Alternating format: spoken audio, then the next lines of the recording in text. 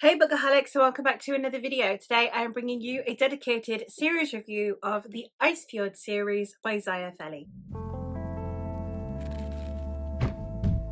The Icefjord series is a self-published new adult epic fantasy duology that consists of Teeth and Claws. If you can hear any construction noises, I am very sorry. We have a lot of stuff going on in a lot of different directions on the mountain at the moment, so I am really sorry. But this is the only chance I have to film for a while, so I've got to roll with it. The Icefjord series is surrounding two young boys. At the beginning of the story, we are following Isa, and Isa is a boy who lives in a fjord in the middle of the forest that is protected by runes. The magic system in this world actually can be very detrimental to the health and even the life of the magic wielders. So Isa knows that this is to be his fate, as he himself can already manipulate the magic. One day when he is out taking a walk near the borders of his fjord, he encounters another boy. Rikian is the other boy, an escaped slave. He had been captured and brought from another island further away, and he has been enslaved ever since. He has since escaped his masters and is now seeking refuge. Rikian seems to possess an unusual type of magic, as while they are in their first encounter, he manages to revive a raven. However, another thing that also happens is that when Isa opens the runes to allow Rikian to come into the fjord, he accidentally also lets in a Varg, a creature of nightmares, something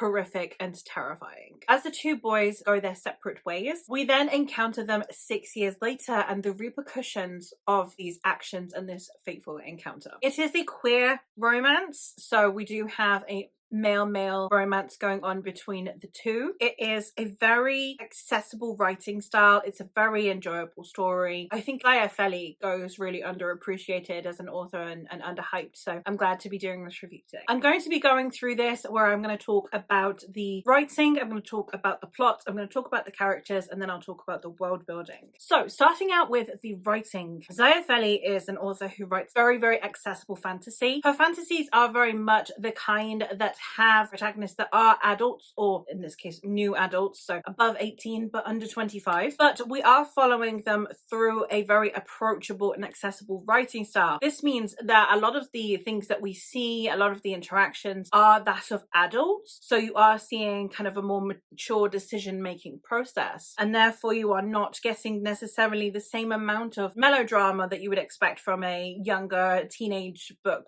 where all of your emotions are enhanced and heightened and you haven't learned yet how to process that in an adult way. We don't get any of that. But the writing style is incredibly accessible and is somewhat similar to YA in its approachability. I think that is why it's categorized as new adult. And I really appreciate that, because it means that you can have this epic fantasy, but that isn't overly taxing when it comes to reading the writing style. It's a fantastic transition book from YA towards adult if you are looking for one. And overall, I just think that Zaya Feli writes stories that are really easy to sink into and to fly through, while at the same time not sacrificing themes, not sacrificing world building and or character development. Her pacing tends to be pretty snappy. It tends to be pretty quick to get through. There tends to be a lot going on in the book and you don't have an awful lot of filler pages at all. I don't actually think that it comes at the expense of the world building or the characters for the most part, although I would appreciate a little tiny bit more downtime occasionally. I think that it works well. The plot of this story is following these two boys as they deal with repercussions of their own actions, but also the way they engage with the world around them and the expectations that are placed upon them. This is therefore the kind of story that I think is a brilliant coming of age story, but it's also a coming into yourself story. So yes, these characters are becoming adults, but we also see them stepping into roles that, one, fate has somewhat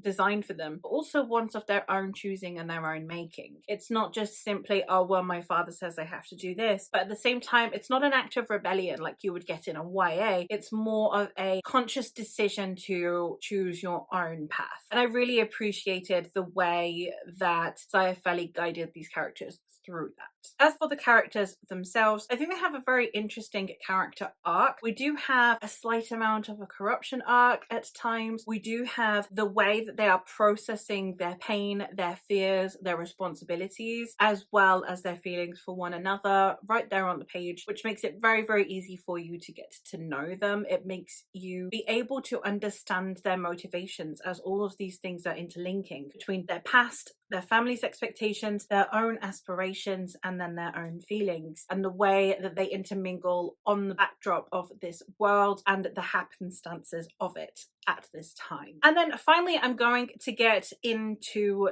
the world building. The world building of this one is very clearly Norse inspired. If you just look at the covers, then you can already tell that this story is very much Norse inspired. We have Norse runes on the cover, and the series is called Icefjord. It has got its mythological elements to it, and it has got its historical elements to it, but it is very much a high fantasy. It's not set in our world. We do have the magic system being a prevalent part of the world, and especially its toll that it has on Isa. So it's very interesting to me the way that we have these characters in a world that feels familiar while at the same time still needing to get to know the world. I think that Zaya Feli did a really good job of intermingling the two in a very engaging way. I liked also the fact that we had it set in this more simplistic Norse environment. You do have all of the wars that you would expect to come with Vikings and raidings and slavery, but we do also have this village community setting as well at times, and therefore you do have this smaller communities, because obviously back in the Viking Age we didn't have cities with millions of people in them. You had a village that had maybe 200 people at most in them. So it was a very nice way to center community as a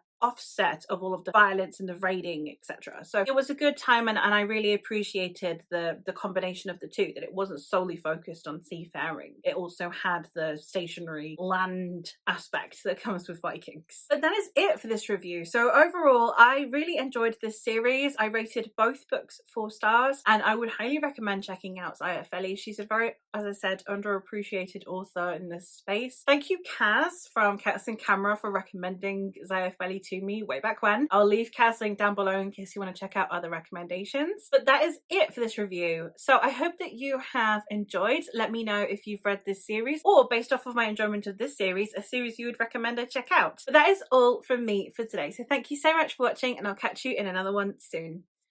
Bye!